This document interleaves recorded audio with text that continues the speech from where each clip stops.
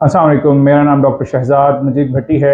मैं consultant intervention cardiologist हूँ और as a teacher assistant professor of cardiology भी फ़राइज़ सर अंजाम देता हूँ। आज हम आपसे ओपीडी ऑनलाइन के प्लेटफॉर्म से मुखातिब हैं और इस प्लेटफॉर्म पे हम आपको खुशामदीद कहते हैं। हाई ब्लड प्रेशर या बुलंद फशर खून की आप इंसिडेंस की बात करें तो दुनिया में हर 5वीं औरत, हर चौथा मर्द इस मर्ज़ में मुब्तला है और ये हाई ब्लड प्रेशर बहुत सारे अमराज का सबब बनता है। हम बात कर सकते हैं दिल के अमराज की, दिमाग के अमराज की या गुर्दों के अमराज की। तो इसके पीछे ब्लड प्रेशर का बहुत बड़ा हाथ होता है। दिल का अटैक, दिमाग का अटैक जिसे फालिज कहते हैं, या फिर गुर्दों को फेल हो जाना, उसमें हाई ब्लड प्रेशर का बहुत बड़ा हाथ शामिल होता है। हाई ब्लड प्रेशर की अलामात की बात अगर करें तो बहुत से लोग कहते हैं डॉक्टर साहब मुझे सर में दर्द नहीं होता, मुझे तो कोई गुस्सा नहीं आता, तो मेरे हाई ब्लड प्रेशर कैसे हो गया। तो मैं आपको बताना चाहूँगा कि सर में दर्द होना ज़रूरी नहीं है हाई ब्लड प्रेशर के लिए। हाई ब्लड प्रेशर पिछले 1 से 1.5 साल से आपके अंदर चल रहा होता है और आपको कोई अलामात नहीं देता। ये डॉक्यूमेंटेड बात है कि हाई ब्लड प्रेशर तकरीबन 1 से 1.5 साल के बाद ही आपके अंदर अलामात लाता है, नमूदार होता है।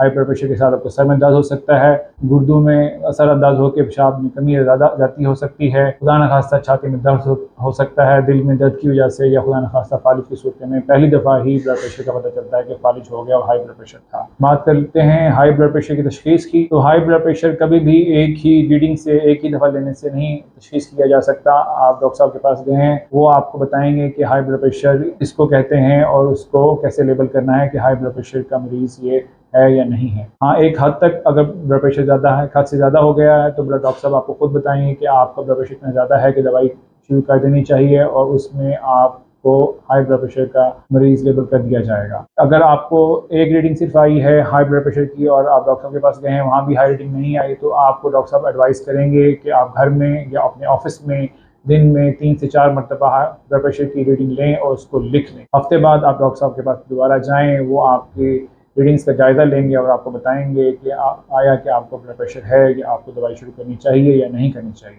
ब्लड प्रेशर से बचा कैसे जा सकता है? ब्लड प्रेशर से बचने के 2-3 ही तरीके हैं। तो आप ये खुराक में अपने नमक का इस्तेमाल कम से कम रखें और ऐसी खुराक जिसमें सोडियम का तनासब ज़्यादा है तो उसको ना खाएं। दूसरा, आप अपने लाइफस्टाइल को हेल्दी कर सकते हैं। आप रोज़ाना वॉक कर सकते हैं, सैर करने जाएं, आप वर्जिश कर सकते हैं लाइट सी, लेकिन उसको रोज़ाना की बुनियादों पर करें ताकि आपका ब्लड प्रेशर आपके कंट्रोल में रहे। उम्मीद है आज की वीडियो से आपको काफ़ी फ़ायदा होगा, आपको ब्लड प्रेशर के बारे में काफ़ी मालूमात मिली होंगी। आपका कोई भी सवाल हो तो ओपीडी ऑनलाइन के कमेंट सेक्शन में आप मुझसे पूछ सकते हैं। मैं बर वक्त आपके सवालों के जवाब देने की कोशिश करूँगा। मैं डॉक्टर शहजाद मजीद भट्टी ओपीडी ऑनलाइन के चैनल से आपसे इजाज़त चाहता हूँ। अल्लाह हाफ़िज़।